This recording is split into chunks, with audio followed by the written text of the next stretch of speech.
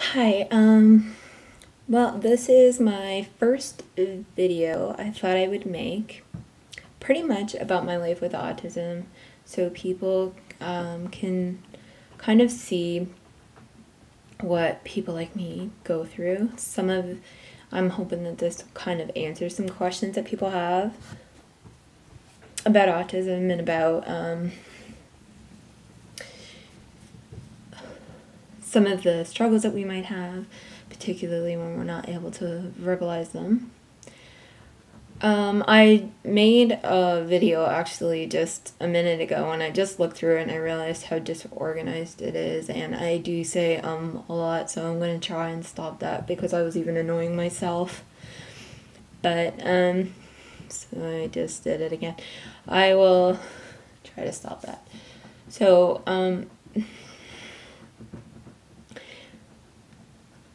just a little bit about me, and this first video I'm going to try and just keep to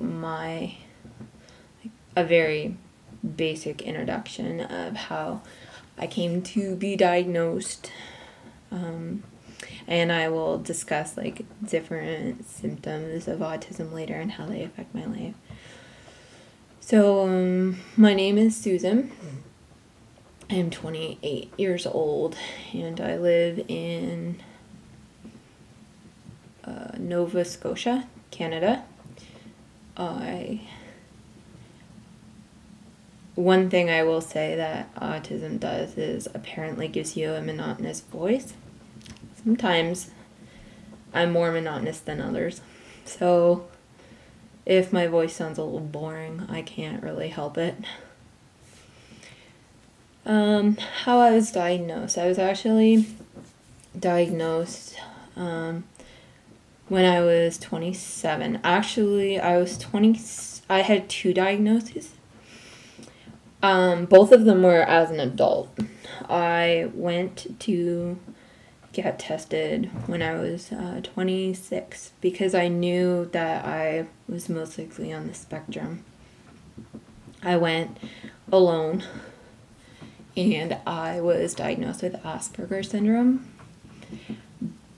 but I couldn't get a report from this particular psychologist for some odd reason. I don't think did the test like properly as well as they should have. So I went to a different psychologist and got retested, and she did it properly, and she made me bring a parent.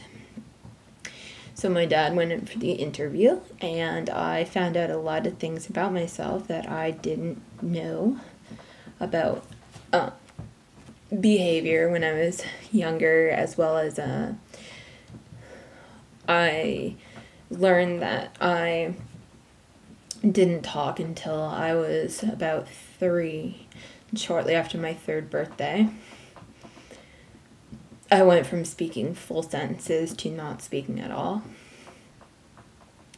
And I wasn't able to speak properly again until I was approximately 5.5. I had several years of speech therapy as a result of that. So my parents always knew that there was something off about me. My mom said she knew in the hospital because I was always crying, and it wasn't like a normal baby. I wasn't the oldest, so she's had other children and she knew what to expect.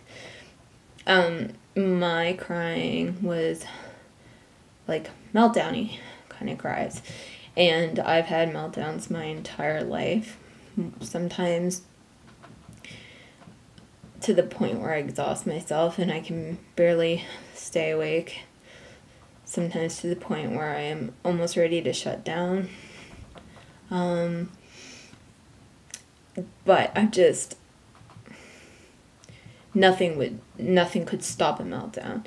They weren't tantrums. I wasn't spoiled. I wasn't, it was nothing that my parents did. I could not stop them.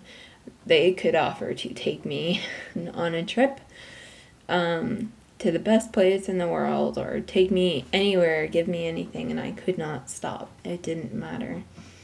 And it seemed to them that nothing would start these meltdowns, but really it was like small changes would start the meltdowns, and sensory issues, which I'll talk about in another video, often started these meltdowns. I also had hardly any friends. I usually had one friend every school year, but they didn't last, and because I was odd and I don't like being around more than one person at once, so I had a lot of trouble keeping friends, and I don't always want to be around my friends, so sometimes, you know, we just kind of drift apart. Anyway, my parents always kind of knew that there was something wrong.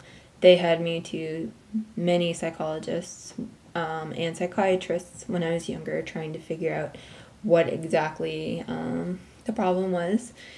And being born in the former half of the 80s, and being a girl probably, prevented me from getting the diagnosis that I should have had when I lost my ability to speak when I was a toddler.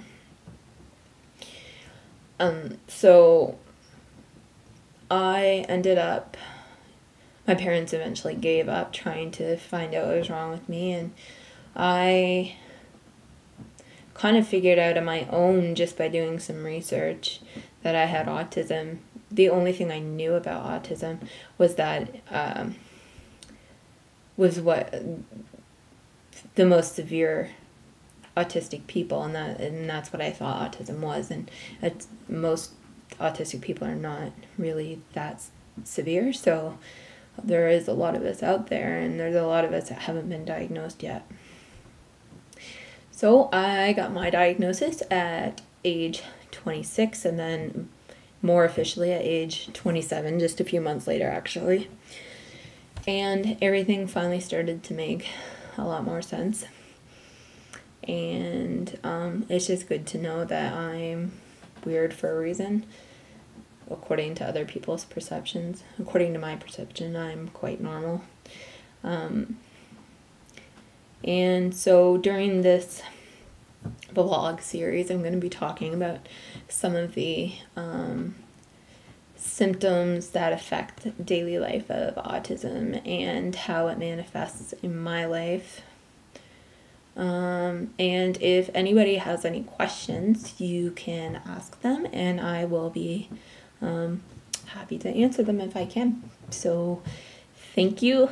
I hope my voice isn't too dull, but whether it is or not, I'm hoping I can still put some knowledge out there so that people can begin to understand us and not